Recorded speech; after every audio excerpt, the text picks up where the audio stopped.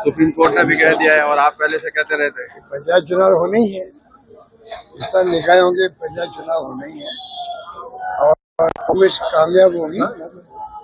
इन्होंने बहुत ही इस प्रकार से पैसा सक्रिय कर दिए इन्होंने, उनके बड़ा रिएक्शन था। टाइम पे चुनाव होना आवश्यक था। सुप्रीम कोर्ट, हाई कोर्ट और कई बार कह चुका है कि टाइम पे चुनाव हो।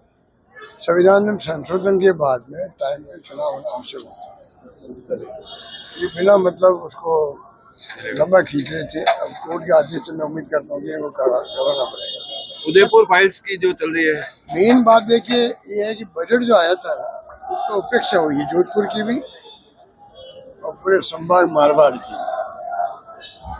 मारवाड़ की स्थिति अलग है।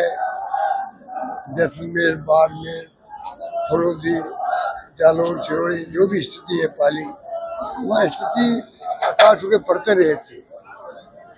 कई योजना ऐसी थी जिनको लेना चाहिए हाथ में।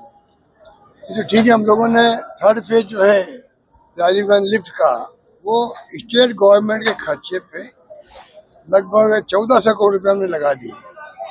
वो काम चला, वो धीमा हो गया है।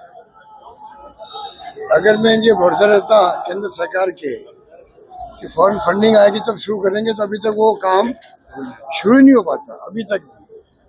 और पूरा जोधपुर जिले के गांव है, आसपास के इलाके हैं, सब जगह पानी पहुंचना है पीने के लिए।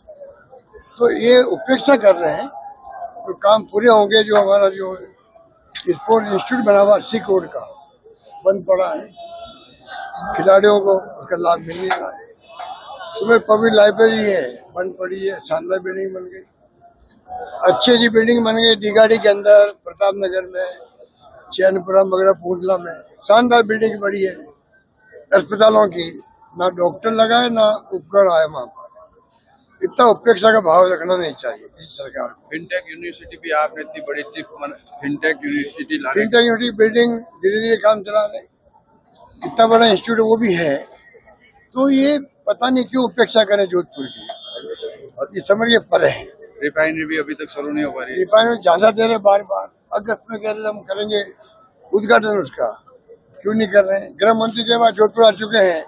तो स्पोर्ट्स कॉम्प्लेक्स भी है, सुमेर लाइब्रेरी है, जो काम यहाँ अधूरे पड़े हैं उनसे करवा रहे उद्घाटन।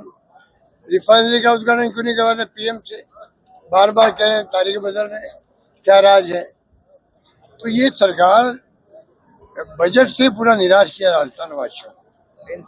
जिस प्रकार से ऐसा बजट कभी आया नहीं निराश करने वाला। पूरे प्रदेश में बहुत भयंकर आक्रोश है, सब क्षेत्रों में आक्रोश है। बुजुर्ग पेंशन को लेकर सभी पेमेंट बाकी है भाई।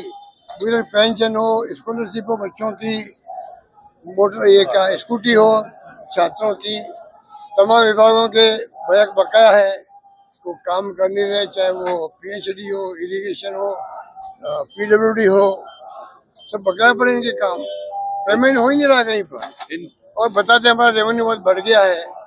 रेवेन्यू हर साल बढ़ता ही बढ़ता, सतही बढ़ता है, पर वो रेवेन्यू बढ़ गया तो जा क्या रहा है? आप क्यों नहीं पेमेंट क्यों नहीं कर रहे हो? सब काम ठेके के काम बंद पड़े हैं। ठेकेदार ने हाथ खड़े कर दिए हैं। इन समझ में आने रहे लोगों के। कई राज्यों में सांप्रदायिक हिंसाएं हो रही है लगातार। सरकार का एजेंडा यही है।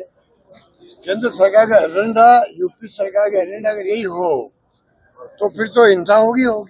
सुप्रीम कोर्ट का कहना है कि आप पैसे डालोगे तो लोग काम नहीं करेंगे। सुप्रीम कोर्ट की मंशा दूषित थी। उन्होंने कल कहा या परसों कहा कि चुनाव के वक्त में आप पैसा बांटते हो, जैसे बिहार में किया। परसों पोलिंग है, आज पैसा बट रहा 10,000 रुपए। परसों पोलिंग है, हर फेज के अंदर पैसा बढ़ता गया और कोई इलेक्शन कमीशन रोक नहीं लगाई।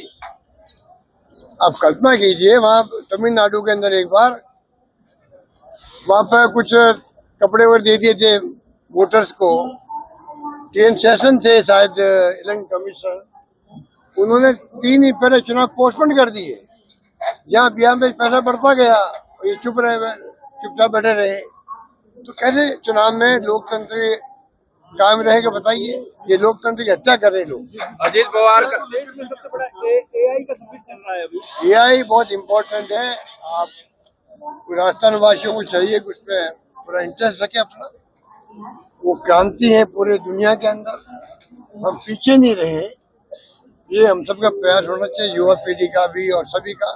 क्योंकि किसान हो या मजदूर हो, उद्योग हो, कोई काम हो या मेडिकल हो, स्वास्थ्य हो, शिक्षा हो, वो एक चमत्कार है, चमत्कार। मैं बहुत यूज करता हूँ उसको, बहुत यूज करता हूँ और हर काम में यूज करता हूँ मैं। सर अजीत पवार का जो विमान दुर्घटना को लेके राहुल गांधी पर आरोप सर अरे